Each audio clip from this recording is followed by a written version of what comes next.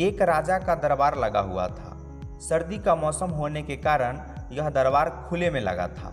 पूरी आम सभा सुबह की धूप में बैठी थी। सभा चल रही थी। उसी समय एक व्यक्ति आया और प्रवेश मांगा। जब प्रवेश मिल गया तो उसने कहा, मेरे पास 2 वस्तुएं हैं और मैं हर राज्य के राजा के पास जाता हूँ और अपनी बात रखता हूँ। कोई परख नहीं पाता, सब हार जाते हैं और मैं विजेता बनकर घूम रहा हूँ। अब आपके नगर में आया हूँ। राजा ने बड़े सत्कार से बुलाया और कहा, क्या बात है? तो उसने दोनों वस्तुएं अपने बैग से निकालकर टेबल पर रख दी। बिल्कुल समान आकार, समान रूप रंग, समान प्रकाश, सब कुछ समान। यह देख राजा ने कहा, ये दोनों वस्तुएं एक हैं? तो उस व्यक्ति ने कहा, हाँ, दिखाई तो एक सी देती है लेकिन है भिन्न। इनमें से एक बहुत कीमती हीरा है और एक कांच का टुकड़ा, लेकिन रूप रंग सब एक है। लेकिन कोई आज तक परख नहीं पाया कि कौन सा हीरा है और कौन सा कांच। अगर कोई परख कर बताए कि यह हीरा है और ये कांच, अगर परख सही निकली तो मैं हार जाऊंगा और यह कीमती हीरा मैं आपके राज्य की राजकोष में जमा करवा दूंगा।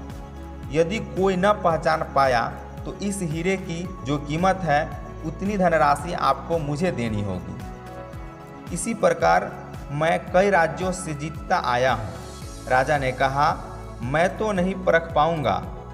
फिर सभा में बैठे सभी ने एक एक कर भी हिम्मत हारने लगे। फिर राजा ने हीरे पहचानने वाले पारखी को बुलवाया, लेकिन वह भी पहचानने में असफल रहा। राजा की प्रतिष्ठा भी पूरी दांव पर लगी थी। तभी रास्ते से एक व्यक्ति अंधे आदमी को साथ में लिए गुजर रहा था।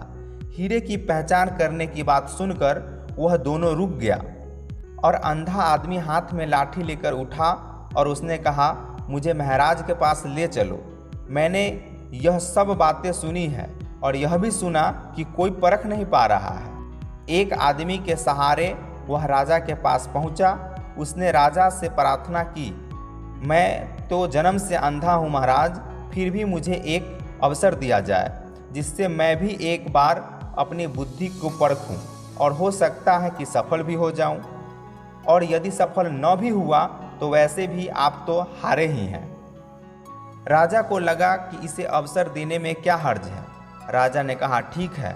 तो उस अंधे आदमी को दोनों वस्तु छुआ दी गई और पूछा गया, इनमें कौन सा हीरा है और कौन सा कांच, यही परखना है। वह अंधे आदमी ने बस कुछ मिनटों में यह कह दिया कि यह हीरा है और यह कांच। जो आदमी इतने राज्यों को जीतकर आया था वह नतमस्तक हो गया और बोला, सही है, आपने सही पहचान किया है, धन्य हो आप।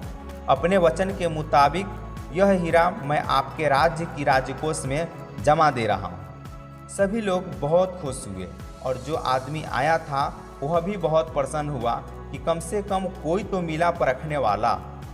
तभी वह राजा और अन्य सभी लोगों ने उस अंधे व्यक्ति से एक ही जिज्ञासा जताई कि तुमने यह कैसे पहचाना कि यह हीरा है और वह कांच, जबकि देखने में दोनों एक समान है।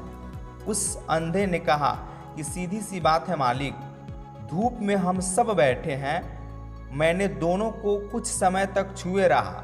जो इस धूप में भी ठंडा रहा वह हीरा है और जो गर्म हो गया वह कांच है। दोस्तों, जीवन में भी इस बात को देखना कि जो इंसान बात बात पर गर्म हो जाए, किसी से उलझ जाए, वह इंसान कांच होता है, और जो विपरीत स्थिति में भी अपने आप को स्थिर रखे वह हीरा होता है।